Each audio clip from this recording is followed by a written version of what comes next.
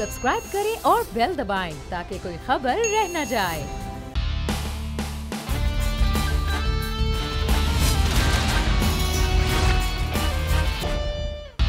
अस्सलामुअलैकुम। The special report with Mudassar Iqbal के साथ हाजिर खिदमत है। नाज़रीन, आज 3 साला रिपोर्ट खुद वज़ीर आज़म इमरान खान अपनी हुकूमत के हवाले से पेश करेंगे। अभी से जो वफाकी वज़रा हैं उन्होंने बताना शुरू कर दिया है कि कहाँ कहाँ किस किस सेक्टर में कामयाबी हुई है। ये बताया जा रहा है कि रेमिटेंस बेहतरीन तौर पर पाकिस्तान में बढ़े हैं। रिकॉर्ड जो एक्सपोर्ट है वो की गई है। बहुत से ऐसे सेक्टर्स हैं जो पिछले 10 साल से बंद थे, उनके अंदर ग्रूम आया है। बहुत सी ऐसी इंडस्ट्रीज़ हैं जो इस वक्त चल रही हैं और अपनी पीक पर बिजनेस कर रही हैं। पाकिस्तान में इस वक्त लोकल इन्वेस्टमेंट के हवाले से साजगार माहौल है। ये तमाम हुकूमती दावे हैं। ये भी कहा गया कि किसानों को बेहतरीन रेट्स दिए गए हैं, चाहे वो गंदम हो या फिर गन्ना हो, और उसके बाद किसानों के लिए कार्ड्स के इजरा किए जा रहे हैं, हेल्थ कार्ड भी दिया जा रहा है। ये तमाम तर हुकूमती दावे हैं जो हुकूमत कर रही है। दूसरी जानिब सूरत हाल ये है कि पिछले 3 सालों के अंदर चीनी जैसी एक बुनियादी सी चीज़ जो हमेशा से इस रफ्तार से नहीं बढ़ी कि 2 गुना कीमत, यानी कि 56 रुपए की चीनी 110 रुपए पे 3 साल में बढ़ जाए। पाकिस्तान में बुलंद तरीन सतह इस वक्त आटे की कीमतों के हवाले से है, जो एक आम आदमी के लिए चाहे वो पानी के साथ ही खा ले, वो इस वक्त उसको आटे का थैला खरीदना मुश्किल हो गया है। गोश्त तो दरकिनार, दालों की बातें की जाए, पिछले 3 साल में 46 रुपए से लेकर 60 रुपए तक बढ़ गई हैं। लेकिन इसके बावजूद तमाम तर ये भी बातें हैं कि पाकिस्तान के अंदर सिर्फ इस ईद उल फितर पर और ईद उल अजहा पर पाकिस्तान में लाखों लोग लोकली जो टूरिज्म है वो भी कर रहे हैं। पाकिस्तान में इस तमाम तर गुर्बत के बावजूद भी सबसे ज़्यादा रिकॉर्ड गाड़ियां बनी हैं, सबसे ज़्यादा रिकॉर्ड मोटरसाइकिलें सेल हुई हैं, सबसे ज़्यादा रिकॉर्ड एयर कंडीशन की सेल हुई है।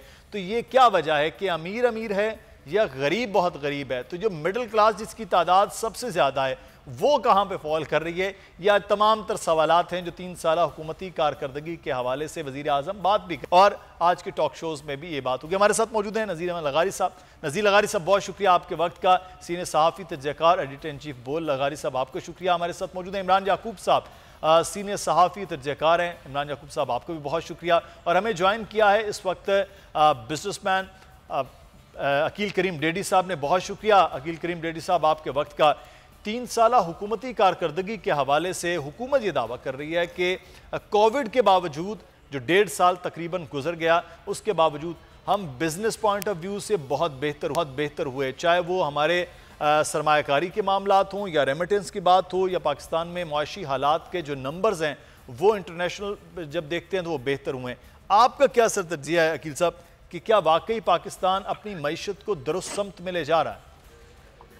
देखें, आपने जो बातें की हैं मैं समझता हूँ उसको पहले तो हमें ये चेक करना है कि हम 2018 में कहाँ खड़े थे जी, और 2021 में कहाँ पहुंचे।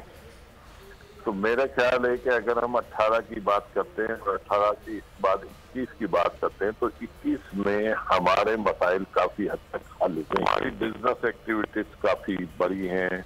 हमारा ट्रेड डेफिसिट में कोई बहुत ज्यादा इजाफा नहीं हुआ बल्कि कमी आई है। हमारा करंट अकाउंट बेहतर हुआ है। हमारे रेवेन्यू टारगेट काफी बेहतर हुए हैं। हमारे एक्सपोर्ट, हमारी आईटी की एक्सपोर्ट ये सब बढ़ी है, उसकी निस्बत इंपोर्ट इतनी नहीं बढ़ी।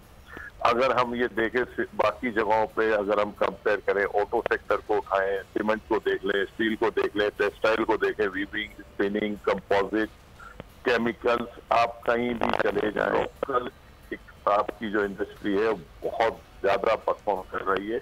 और हम हमेशा एक ही बात पे फोकस करते थे कि हमें अपनी लोकल इंडस्ट्री को ग्रो करना चाहिए जो कि रुकी हुई थी। तो ये 3 साल में आपको बहुत ज्यादा इन लोकल इंडस्ट्री को प्रमोट करते हुए और बढ़ते हुए आपने देखा होगा। तो ये सारी चीजें जो हुई है इसका बेनिफिशियरी भी कौन है। फिर आप ये देखें कि हम बात करते हैं कि आटा बढ़ गया, चीनी बढ़ गई, तो चीनी आटे बढ़ने के बेनिफिशियरी कौन है? फार्मर्स हैं। और पाकिस्तान में फार्मर 65% है, रूरल आबादी, अर्बन आबादी तो 35% है। आप ये देखें कि उनका बाइंग पावर बढ़ा है, वहाँ क्रॉप की उनको वैल्यू मिली है, गन्ने की उनको वैल्यू मिली है, बीज की उनको धान की अच्छी प्राइस मिली, राइस की अच्छी प्राइस मिली। और दूसरी तरफ हम ये कहते हैं महंगाई जरूर है, मैं ये नहीं कहता, ये महंगाई जो है ये कोई इस वजह से नहीं है, ये फ्रेट की वजह से है, जो फ्रेट काफी 4-4, 5-5 गुना बढ़ गए हैं कोविड की वजह से, आपको शिपमेंट मिल नहीं रही। लेकिन दूसरी तरफ आप ये देखें कि पाकिस्तान में अक्सर हम बहुत महंगाई की बात करते हैं। अब एक दफा हमने सुना कि मुर्गी की जिंदा मुर्गी 350 रुपए किलो हो गई थी, लेकिन आज वही मुर्गी 120 रुपए किलो है। आज वही आलू जो हम 100 रुपए किलो की बात कर रहे हैं किलो पे आया हुआ है, वही प्याज जो 200 रुपए किलो की हम बात करते थे 20-25 पे, तो ये चीजें नीचे ऊपर होती हैं।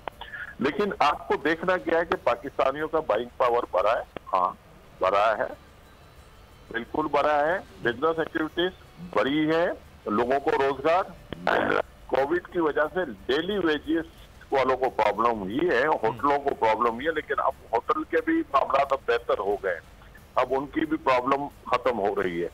तो मैं ये कहना चाहता हूँ कि अक्रॉस द बोर्ड हम पूरी पाकिस्तान की इकोनॉमी को देखते हैं, वो चल रही है, आपके एक्सपोर्ट्स में एक्सपेंशन हो रही है, आपकी लोकल इंडस्ट्री में एक्सपेंशन हो रही है। ये कि ओवरऑल जी अकील साहब आप कह रहे हो कि ओवरऑल जो है वो एक बेहतरी की जानिब चीजें 3 साल में वो गई हैं। इंडस्ट्री के हवाले से लगारी साहब, इंडस्ट्री के हवाले से बात हुई कि बहुत बेहतरी, पाकिस्तान की एक्सपोर्ट, ये बार बार हुकूमत भी बात करती है, एक्सपोर्टर्स भी, बिजनेसमैन भी बात करते हैं कि वो बेहतर हुआ है। जब इंडस्ट्री चल रही है तो इसका मतलब है कि जॉब्स भी ज़्यादा क्रिएट हुई हैं। कुछ इंडस्ट्रीज़ ने तो बहुत ही ज़्यादा फ्लरिश किया, कुछ चीज़ें रुकी भी हैं।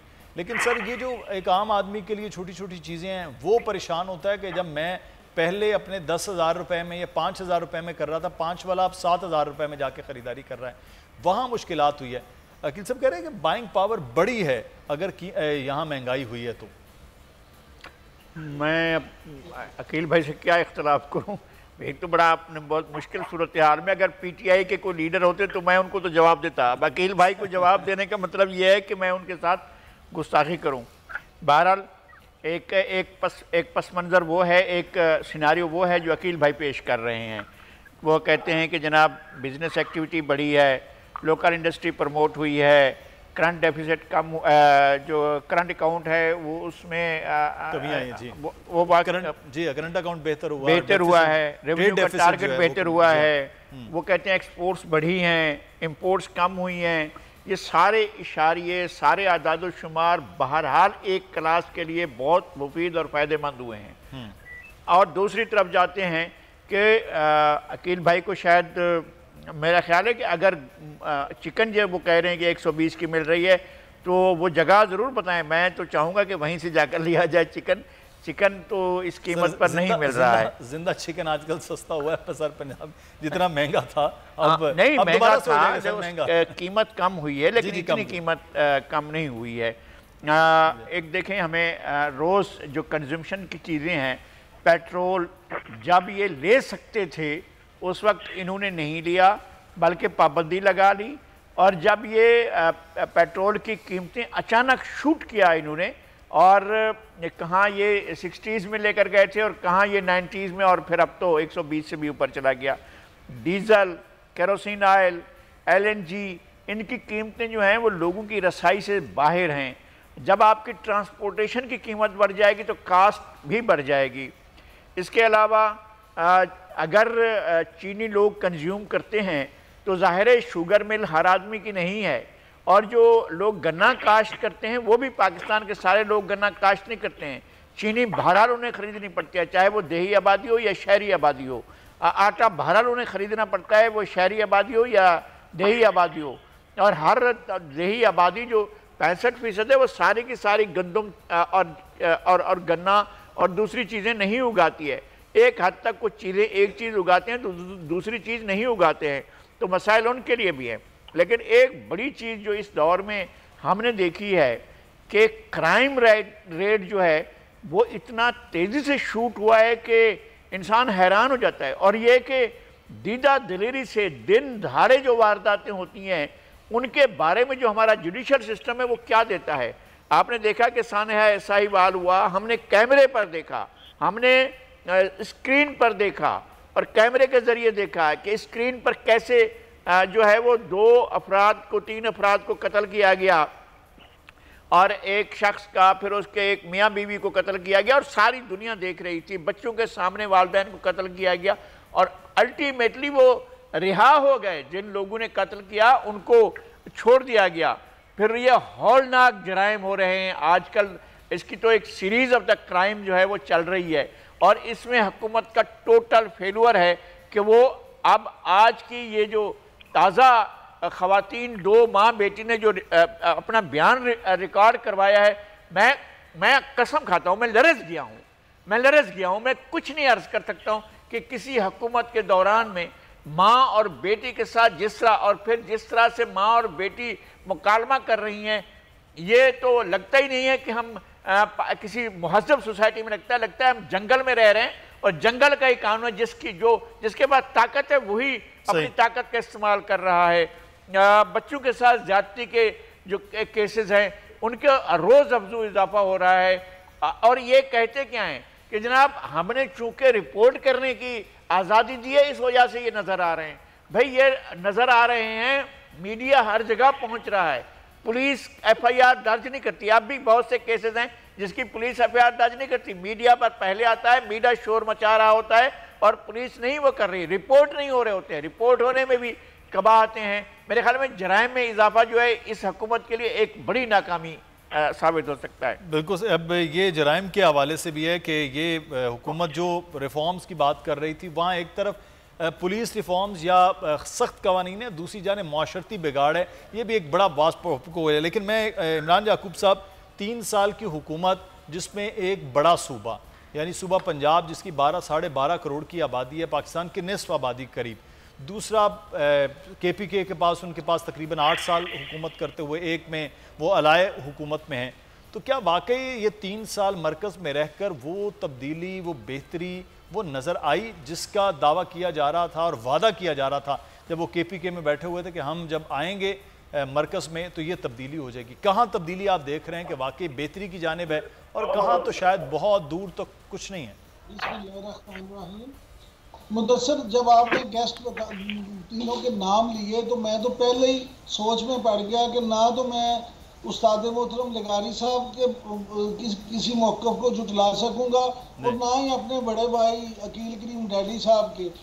अब इशू ये है कि सवाल वो है कि जिसका जवाब देना भी ज़रूरी है। अकील भाई की नज़र से देखूं तो पाकिस्तान तो इस वक्त जन्नत बन चुकी है। इन 3 सालों में इमरान खान साहब की हुकूमत ने वो मोजज़े कर दिए हैं कि पाकिस्तान की काया पलट गई है, यहाँ कोई मसला रहा ही नहीं। लेकिन मैं क्या करूं, मैं एक सहाफ़ी हूं, मुझे बाहर भी जाना पड़ता है, मुझे सड़कों पे भी जाना पड़ता है, मुझे लोगों से मिलना भी पड़ता है। फिर आपने अभी बात की थी एक मिडिल क्लास की, तो मेरे भाई मिडिल क्लास होती थी पाकिस्तान में, अब मिडिल क्लास का वजूद ख़त्म हो गया। असल में आप जिनको गरीब कहते हैं या जिनके मसाइल के बारे से अकील भाई कह रहे थे कि हाँ उनके मसाइल हैं, वो लोग तो हैं गुर्बत से की लकीर से नीचे ज़िंदगी गुजारने वाले, जो इंटरनेशनल इदारों के मुताबिक पाकिस्तान में अब 4 करोड़ से बढ़ चुके हैं। अब मुझे आप ये बताएं कि आप उनको अगर गरीब कहेंगे तो वो बेचारे तो वो हैं जिनकी रोज़ाना की आमदनी 2 करोड़ की $1 कुछ बनती है, यानी $2 से कम है, और अगर पूरे 4 करोड़ देखें तो उनकी $3 से कुछ ज़ायद बनती है। तो आप ये देखें कि अगर 4 करोड़ से ज़्यादा आबादी आपकी वो है जो महाना 500 रुपये से भी कम कमाते हैं। अगर आप 500 रुपये पूरे भी कर दें तो 15,000 रुपये महीने से मुझे आप बता दें कि वो कौन से आलू ले सकते हैं, कौन सी मुर्गी ले सकते हैं, कौन सी सब्जी ले सकते हैं, कितना आटा ले सकते हैं, कितने चावल ले सकते हैं, कौन सी दाल खा सकते हैं।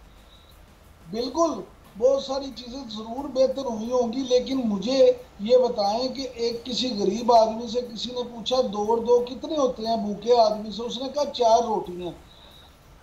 मिडिल क्लास का मामला यह है कि अब मिडिल क्लास जो है वो गरीब हो चुकी है।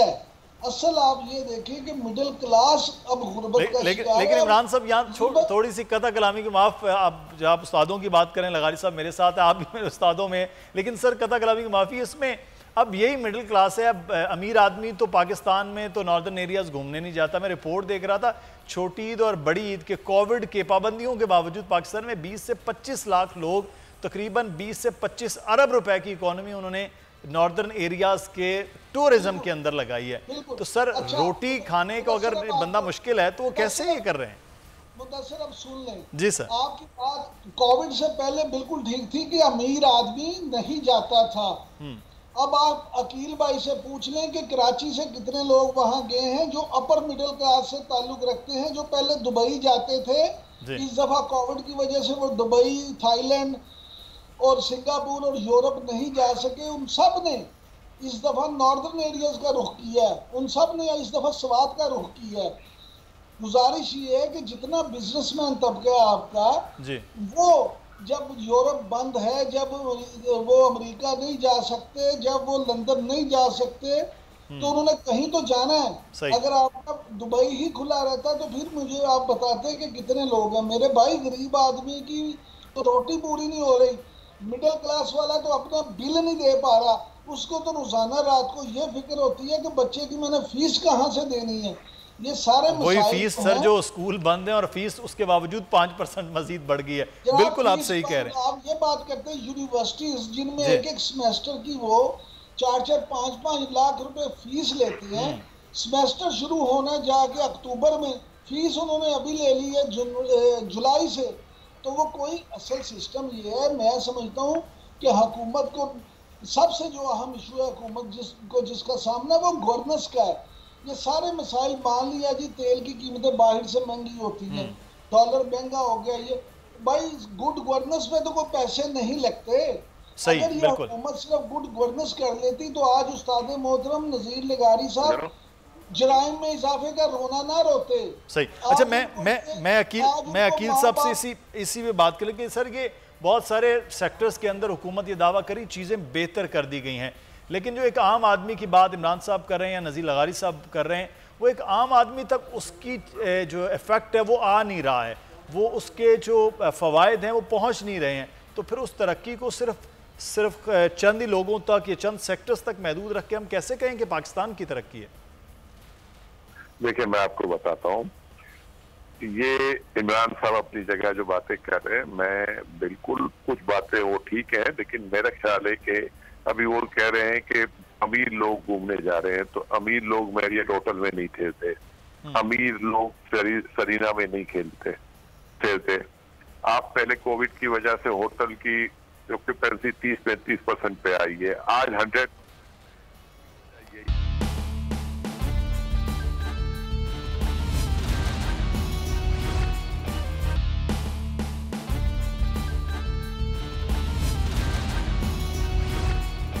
आगे बढ़ेंगे, हम कुछ बात करेंगे इस वक्त सबसे बड़े अहम इशू की जो पाकिस्तान के लिए भी एक सबसे अहम इशू बना हुआ है, और वो है अफ़गानिस्तान के अंदर हुकूमत और अफ़गानिस्तान के अगले आने वाले मुस्तकबिल के हवाले से। लगारी साहब हमारे साथ मौजूद हैं, दीगर मेहमान भी हमें ज्वाइन कर रहे हैं। आसमा वदूद साहिबा सोशल एंड पॉलिटिकल एनालिस्ट हैं। बहुत शुक्रिया आसमा वदूद साहिबा, आपके वक्त का भी। हम लगारी साहब आपसे आगाज़ करते, ये बड़े बड़े ऐलानात अब सामने आ रहे हैं। एक तो जो अहमद शाह मसूद साहब के साहबजादे हैं, उनके भी मामला काफ़ी हद तक चीज़ें जो है वो बेहतर होती हुई नज़र आ रही हैं, तो वो जो एक डर है, खौफ है, वो भी कदरे कम हो गया। दूसरा, इनखला करने वालों की तादाद बढ़ती जा रही है, हुकूमत बनाने के लिए राहें हमवार हो रही हैं, लेकिन डिले हो रहा है। जितना डिले हो उतना ज़्यादा नुकसान होता है। क्या सूरत हाल इस वक्त अफ़गानिस्तान की पिछले जो एक हफ़्ता है उसमें बन रही है सर? 2-3 चीज़ें हैं। एक तो ये कि इनखला अफ़गानों का हो रहा है, तो ये एक मुनासिब बात नहीं है। जो लोग हैं वहाँ पर, ख़ास तौर पर वो लोग जो मुल्क की तामीर और तरक्की में हिस्सा ले सकते हैं, जहाँ उन्होंने अब आगे भी काम करना हो, मौजूदा जो तर्ज़ अमल है तालिबान का, उसको देखने के बाद बाहर उन्हें एक पॉलिसी तय करनी चाहिए कि वो जाएँ या ना जाएँ। बाहर जाना जो है, अपने मुल्क को छोड़ना किसी के लिए भी आसान नहीं होता है, और लोग जो छोड़ रहे हैं बड़े पैमाने पर, वो तालिबान के माजी के तर्ज़ अमल की वजह से छोड़ रहे हैं। मौजूदा तर्ज अमल जो है ये एग्ज़ाम में नहीं आया, इसको अभी हमने इसको टेस्ट नहीं किया है। टेस्ट करेंगे कि ये कितनी देर और रहता है। अगर इसी तरह रहता है तो मेरे ख्याल में इनके साथ मामलात हो सकते हैं। एक बात तो ये है। दूसरी बात यह है कि पंजशेर जो है वो ऐसा नहीं है कि अफ़गानिस्तान के जोग्राफी से बाहर की चीज़ है या कोई सरहदी इलाका है। ज़ाहिर है वो भी एक अफ़गानिस्तान के अंदर का इलाका है, लेकिन वहाँ पर अहमद शाह मसूद का बहुत असर रहा और उनके जाँ बहक होने के बाद जो है वो भी शुमाली इत्तेहाद भी वहीं पर तश्कील दिया गया और शुमाली इत्तेहाद के जितने भी बॉर्डर एरियाज़ के लोग थे वो शामिल हुए थे और उन्होंने एक प्रेशर बनाया था और उसको बहरहाल मुख्तलिफ ममालिक की इमदाद भी हासिल थी। लेकिन अब शुमाली इत्तेहाद इक़्तिदार से अलग हो चुका है, चूँकि उसमें उनके नुमाइंदे पहले फ़हीम कासिम थे और अब्दुल्ला ये अभी भी डायलाग के अंदर मौजूद हैं और अहमद शाह मसूद के बेटे अहमद मसूद जो हैं एक पॉजिटिव साइन देते रहे हैं, लेकिन उनको ये तासुर न दिया जाए कि हम आपको शिकस्त देकर जो है हम पंजशेर पर हमने कब्ज़ा किया है। इनको बाकायदा एक वो गुफ्तगू के ज़रिए उन्हें ये एहसास दिलाया जाए कि स्टेट एक है और स्टेट एक के अंदर उनका भी स्टेक है और स्टेक होने की वजह से उनको साथ लिया जा रहा है और साथ लिया जाए तो ज़्यादा बेहतर होगा। मेरे ख्याल में हुकूमत साजी का मामला जो ये बहुत अहम है। क्या वो अपने ही उज़्बेक ताजिक दोस्तों को साथ शामिल करते हैं, दरी और हज़ारा और दीगर जो सेगमेंट्स हैं, इवन बलोच सेगमेंट्स हैं, क्या इन सब को शामिल करते हैं या वो अपने जो उनकी पार्टी के लोग हैं मुख्तलिफ उसमें कौमियतों से उनको लेते हैं या जो मारूफ लोग हैं उनको शामिल करते हैं? क्या गुलबदीन के कोई नुमाइंदे शामिल होंगे या इसी तरह से अब्दुल्ला या अब्दुल्ला के नुमाइंदे शामिल होंगे या इसी तरह से अहमद मसूद के कोई लोग शामिल होंगे? ये बड़ा सवाल है, लेकिन ये कि कम से कम लगारी साहब वो जो एक ख़तरा टल गया कि शहर के बाहर तालिबान हैं, शहर के अंदर वो हैं, वो हथियार नहीं डाल रहे हैं, कम से कम मज़ाकरात का मामला हो गया। जनरल खालिद नईम लोधी साहब, सर पाकिस्तान पर बार बार ये तालिबान की मदद, तालिबान के मामलात के हवाले से इल्ज़ाम हो रहा था। कल बड़ा कैटेगोरिकली उन्होंने कह दिया कि पाकिस्तान की किसी भी किस्म की मदाखलत है उसके भी दावों की और कोई मदद है उसके हवालों से भी।